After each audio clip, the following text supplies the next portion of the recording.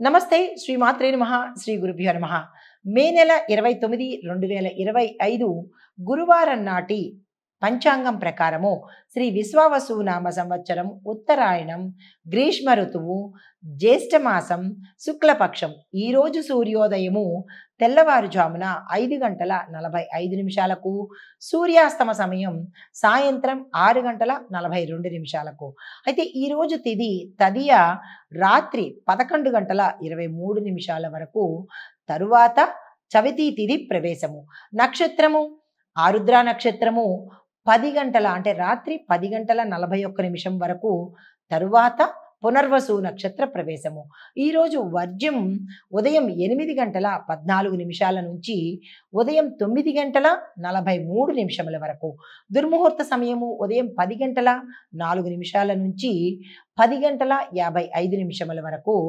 తిరిగి మరలా మధ్యాహ్నం 3:14 నుంచి సాయంత్రం 4:06 వరకు యమగండ కాలము తెల్లవారుజామున 5:45 నుంచి ఉదయం 7:22 వరకు బ్రహ్మ ముహూర్త సమయము తెల్లవారుజామున 4:09 నుంచి తెల్లవారి 4:57 వరకు అమృత గడియలు మధ్యాహ్న సమయంలో 1:24 నుంచి మధ్యాహ్నం 2:52 వరకు అభిజిత్ ముహూర్తం ఉదయం 11:47 నుంచి మధ్యాహ్నం 12:39 వరకు ఇది నేటి దిన ఫలితాలు.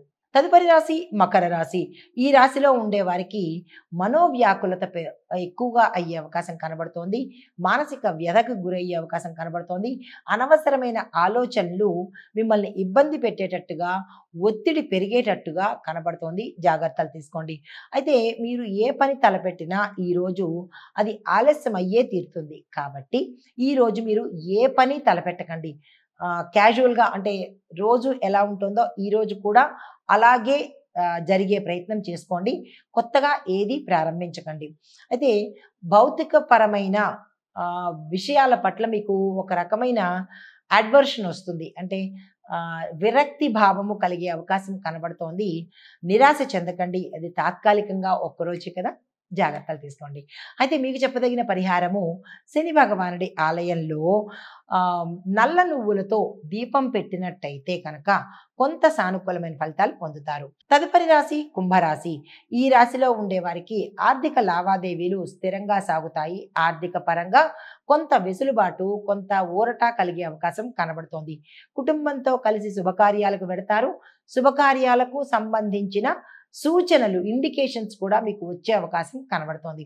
అయితే వ్యాపారంలో చూసినట్టయితే కనుక మీ యొక్క సహచరుల సహాయ సహకారాలు మీకు ఇప్పుడు చాలా అవసరము. ఎవరిని తోలనాడే ప్రయత్నం చేసుకోకండి.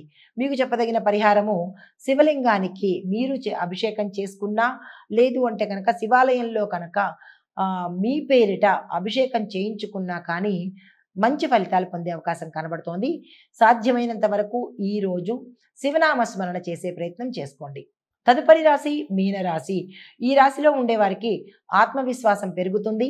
కొత్త కొత్త అవకాశాలు మీకు కనిపించే అవకాశం కనబడుతోంది. ఏ రంగంలో ఉన్న వాళ్ళైనా సరే ఈరోజు చాలా చక్కగా ఉండబోతోంది. మంచి నిర్ణయాలు తీసుకుంటారు.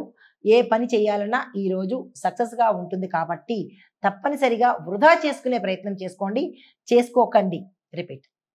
ఈ రోజు మీరు ఏ ప్రయత్నాలు చేసినా సక్సెస్ సాధించే అవకాశం ఉంది. కాబట్టి ఈ రోజుని వృధా చేసుకోకండి. ఏ ప్రయత్నం చేసుకున్నా లేదంటే వ్యాపారాల్లో పెట్టుబడులు పెట్టినా ఈ రోజుని ఉపయోగించుకునే ప్రయత్నం చేసుకోండి.